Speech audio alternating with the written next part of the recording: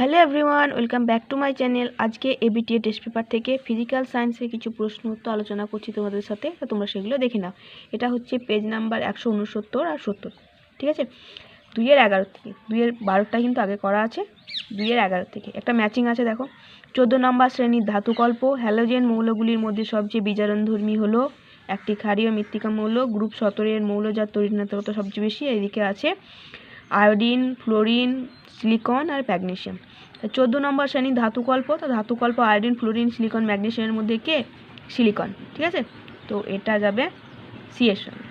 Halogen মৌলগুলির মধ্যে সবচেয়ে বিজারণধর্মী হলো কোনটা? হ্যালোজেনের মধ্যে বিজারণধর্মী মানে নিজে জারিত হতে চাই কে? এটা হচ্ছে আয়োডিন, আয়োডিন আই।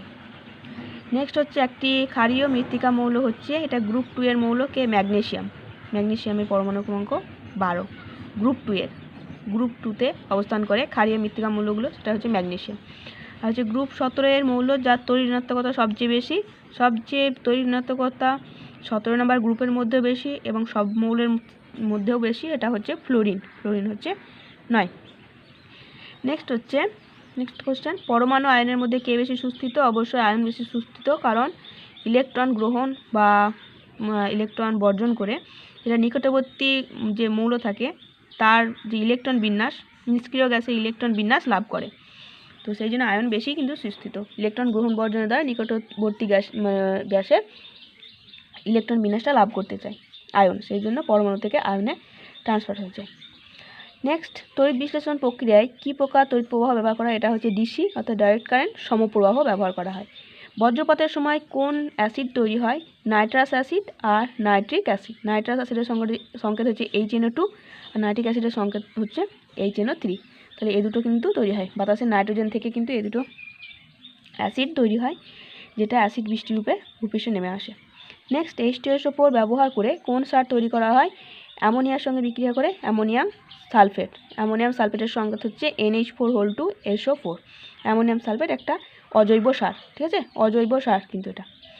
নেক্সট, একটি অ্যাসিডধর্মী বিগালকের উদাহরণ হলো SiO2, সিলিকন ডাইঅক্সাইড।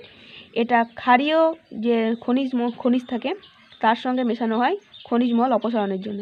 ক্ষারীয় খনিজের জন্য মেশানো হয় অ্যাসিডধর্মী বিগালক, আর অ্যাসিডধর্মী খনিজের জন্য মেশানো হয় ক্ষারীয়ধর্মী বিগালক, যেমন ক্যালসিয়াম অক্সাইড। এটা হচ্ছে অ্যাসিডধর্মী বিগালকের উদাহরণ।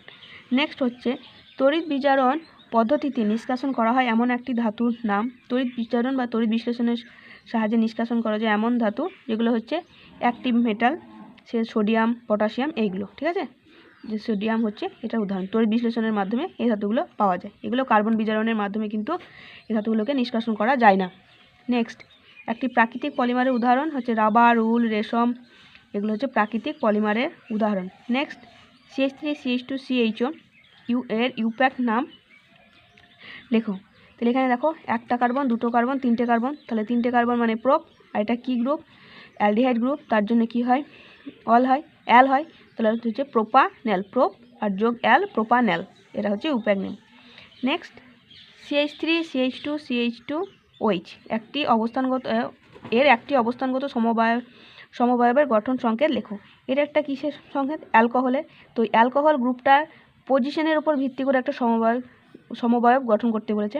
তো এটা 1 নম্বর পজিশনে আছে। দেখো 1 নম্বর আর 3 নম্বর পজিশন সেম, তাই আমাদের এই 1 নম্বর আর 3 নম্বরে চেক করার দরকার নেই, শুধুমাত্র 2 নম্বর পজিশনে চেক করলেই আমাদের হয়ে যাবে। তাহলে আমরা যেটা পাবো এখান থেকে, তাহলে CH3 বন্ড CH, এখানে একটা OH দেবো, এখানে বন্ড CH3 হয়ে যাবে। এটা হচ্ছে OH। এটার নাম হচ্ছে ইউপ্যাক নেম হচ্ছে প্রোপান 1,2,3, প্রোপান 2 অল অ্যালকোহল, ঠিক আছে। এটা হচ্ছে প্রোপান 1 অল আর এটা হচ্ছে প্রোপান 2 অল। দেখো দুটোতে কার্যকরী গ্রুপ একই, শুধু অবস্থানের পরিবর্তন, তাই এটা অবস্থানগত সমবায়ব এই দুটো। তো আজকে এতটুকুই আলোচনা করলাম, দেখা হবে নেক্সট ক্লাসে। ততক্ষণের জন্য তোমরা ভালো থেকো, সুস্থ থেকো। Thanks for watching.